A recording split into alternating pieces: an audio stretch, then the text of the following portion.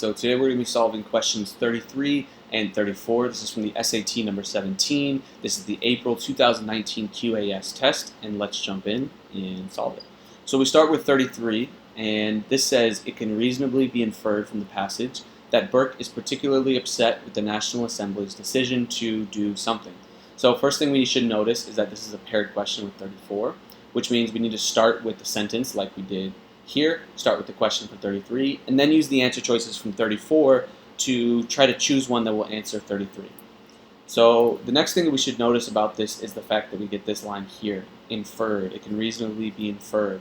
So I don't like to make too big a deal about inferred or implied when we see it in the question. The only thing that it does tell us is that probably the information we're looking for, or the sentence we're looking for, or the answer we're looking for is going to be deeper below the surface than we're used to encountering. So I have to go dig one level deeper. So it's going to be a little less obvious than what we looked for. So all that means is that we need to pay a little more close attention to the answer choices we're looking at and expect that it may be a little more hidden.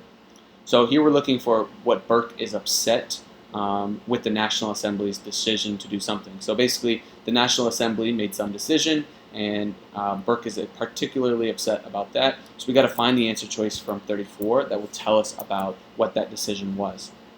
So let's start with 5 through 10. So 5 through 10 is up here. This says, but to form a free government, that is to temper together these opposite elements of liberty and restraint in one consistent work, requires much thought, deep reflection, a sagacious, powerful, and combining mind. This I do not find in those who take the lead in the National Assembly.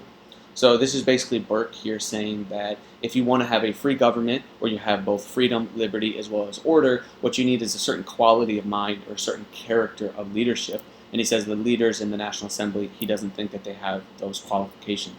But what this doesn't do is really tell us anything about the National Assembly decision to do something or what makes him upset. So because it doesn't talk about one specific decision that they're making, we should eliminate this one. It's not likely to be this one. Then we have 10 through 13, which is down here.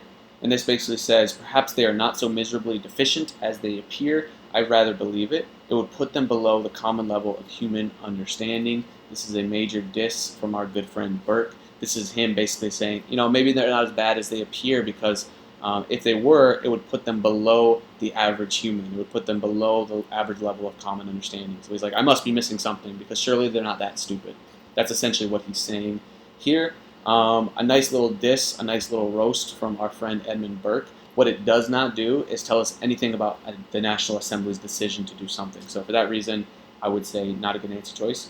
Then we have 13 through 18, which is, sorry, I think that's the one we just did.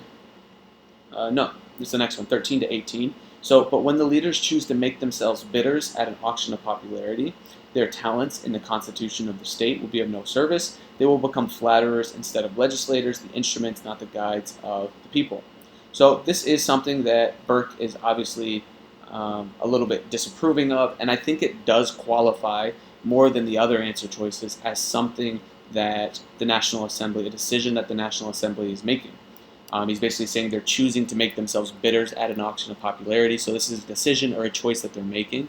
So I think this is a pretty solid answer choice. It's something that Burke doesn't seem to approve of, and it's the decision of them. So I would say we can keep that one for now. So let's get rid of A, let's get rid of B, let's keep C. Now we have D, which is lines 49 through 51. That is over here. Let's see where it's at. That is here. The improvements of the National Assembly are superficial. Their error is fundamental. This is him basically saying any good that the National Assembly has done is very surface level, not very important, but their errors are very deep and fundamental. So again, this is not something, a specific decision that they're doing. This is him just basically comparing the improvements as opposed to, sort of the costs and the benefits of the National Assembly and coming out on one side. Not really anything about what we're looking for, not anything about a decision the National Assembly has made. So then we end up with C, which is lines 13 through 18. I think this is the good answer choice here.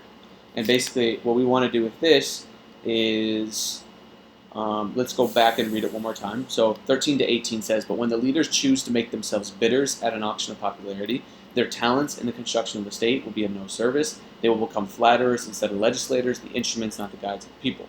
So basically what Burke is saying here is that when the leaders are trying to become bidders at an auction of popularity, basically when they're competing in this popularity contest, when the National Assembly, what they're trying to do is, instead of leading the people, instead of being the guides of the people, they're the instruments of the people. They're catering to what the people want, and they're just trying to maintain their popularity.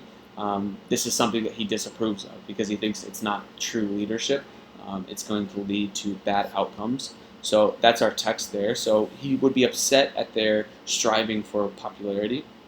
A says he's upset at their decision to limit the king's power. Not really true. He's not limiting the king. They're not limiting the king's power, or that's not something he disapproves of. Expand the size of government. Nothing that he says in the passage or the text. Seek the approval of the public. That's pretty much what we were talking about, so that's a good choice. D says ignore the advice of former leaders. Maybe something he doesn't like that they're doing, but not something that's mentioned in any of these texts or in the passage. So we'll choose answer choice C as our correct answer for question 33, and answer choice C as our correct answer for question 34.